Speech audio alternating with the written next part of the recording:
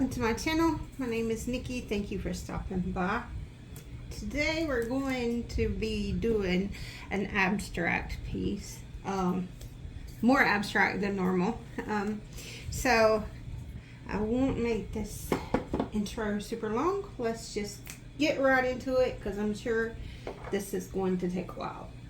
So I've already prepped my work surface and I will tell you what I've got.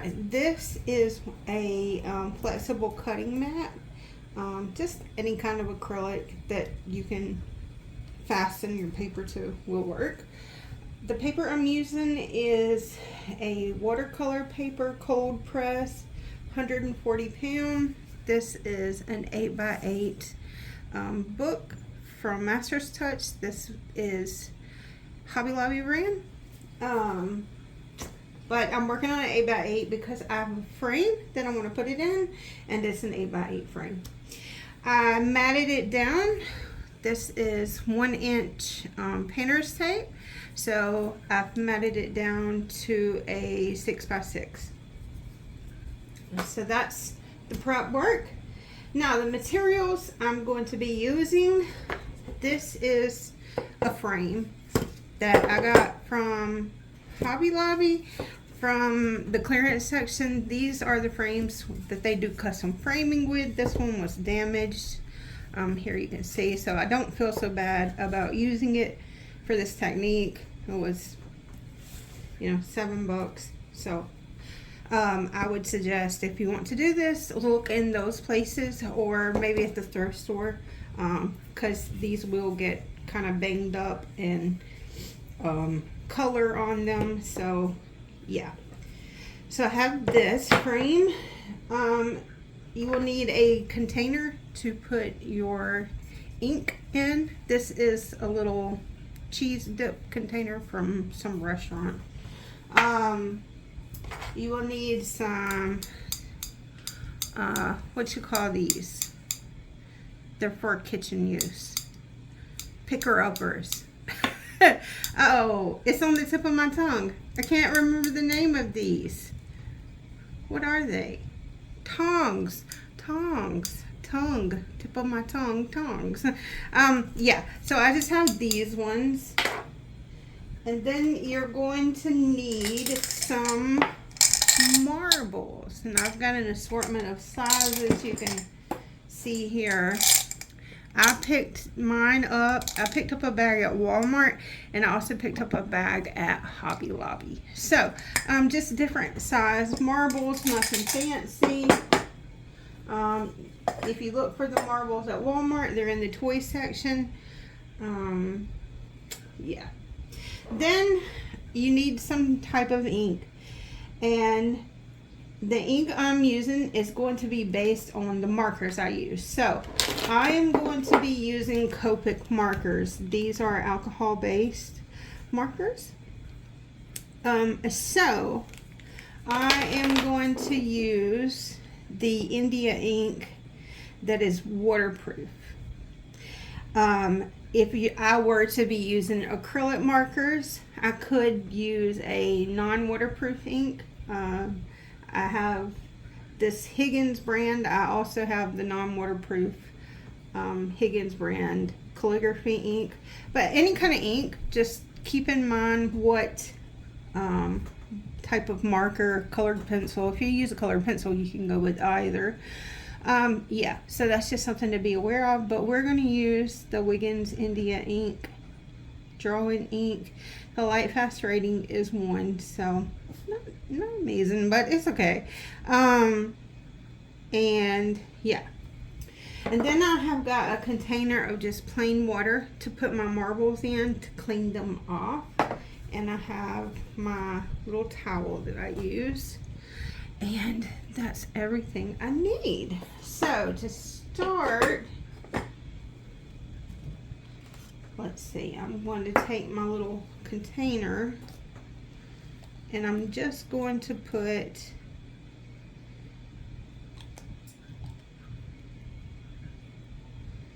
some ink in there. So I put 2 of the pipettes full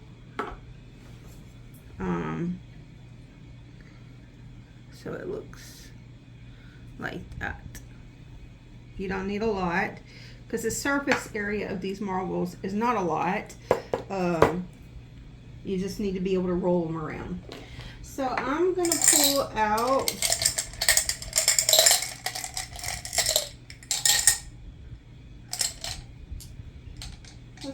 these. So I've got 3 of the smaller marbles and 1 of the like medium size. I have one that's giant. Look how big. I've not used it yet, but I think the lines that it makes are going to be really wide, and I kind of don't want that on this piece. I want some smaller lines. So I'm going to drop the marbles down in the ink, and I'm going to whirl them around until they get good and coated. Like that. And then I'll use my tongs, and I'm going to drop it in.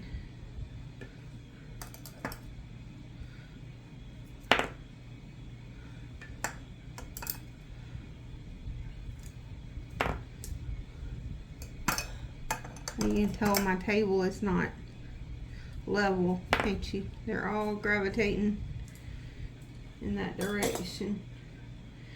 And then I'm just going to move my frame around.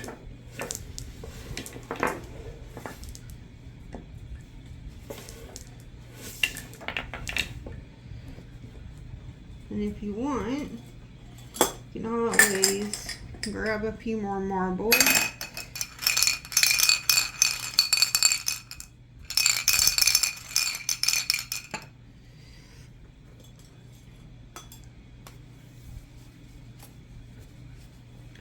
Let's see.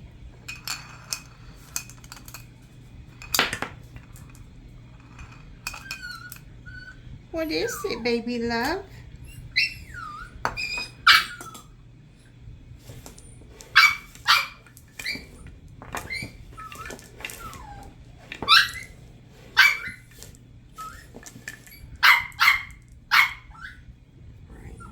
All right, so I'm going to take the marbles, drop it in the water, and they can just soak in there.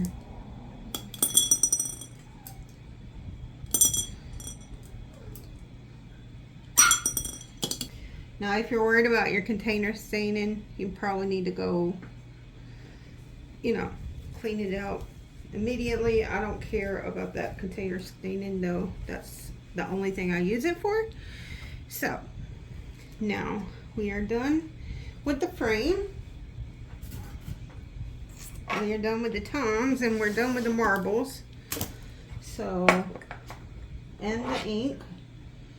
So I'm gonna put these things away and we'll come back. Alrighty, so I've got my workspace cleaned off and we are good to go. So I will tell you the colors I've chosen. These are the Copic chows. This is R59 Cardinal, E59 Walnut. I've got a blender. This is E71 Champagne, E04 Lipstick Rose, B97 Night Blue, and E31 Brick Beige. So it's kind of in this muted, earthy color family. I don't know if I'll use all the colors, but these are the ones I wanted to work with. So let's see if we can get through this without me pulling out a metallic. I doubt it. I doubt it. So why don't we just go ahead and do that. Let's see what metallic would be. I'm going to go ahead and pull iridescent bronze. So if I do use a metallic, it's going to be this. This is iridescent bronze fine from Golden Fluid Acrylics. I'm sorry if you hear the four-legged babies in the back. They are still full of energy even later in the day. All right, I'm just going to start filling in different spaces that kind of speaks to me. That's the idea behind it. So not really much to talk through on this part.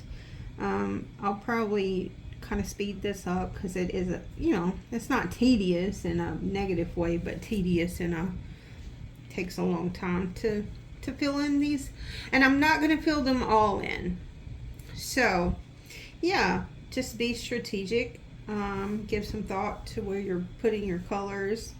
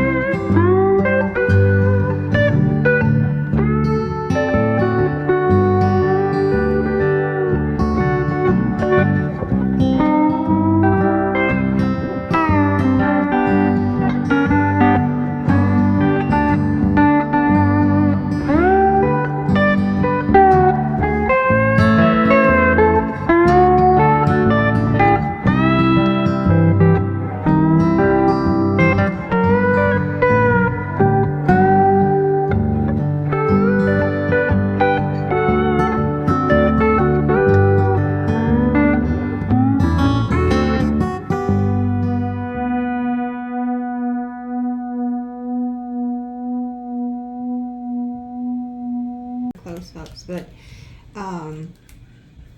I do like to sign my pieces with the Uniball Vision Fine.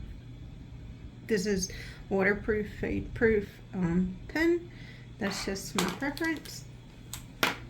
The colors I ended up using were these three. So brick beige, champagne, and walnut, which makes sense. They're all in the earth family. Their letter is E, so they're all in the earth family. And after I laid these three colors in, I just thought, you know, I think that's what I want. And then I did use the bronze iridescent, and if I can get the camera to catch it, it really does shimmer. So I'm going to take you down, I'm going to give you some close-ups, and that is the video for today. Alright, so if you're wondering, I got this frame from Walmart. It was $4, I think, and I liked this detailing around the edge. I had in mind when I bought this what type of art I wanted to put in it. So you can see that iridescent, it functions almost like gold leaf. And I do have, you know, the gold, so if I ever want the effect of gold leaf without actually working with gold leaf, because gold leaf is my nemesis, I can get that effect with the golden fluid acrylic. But yeah, so I think composition wise, one of my favorite things about this is these wider lines, and it came from that larger ball that was in the mix, as well as there just being a little bit of excess of ink on the marbles when they're initially dropped in. So yeah, this is quickly becoming one of my preferred techniques to create art, and you'll probably be seeing, you know, some more pieces done in this style. So I hope you enjoyed it, and I hope you're staying healthy and safe wherever you are, and I will speak with you all very soon. Bye.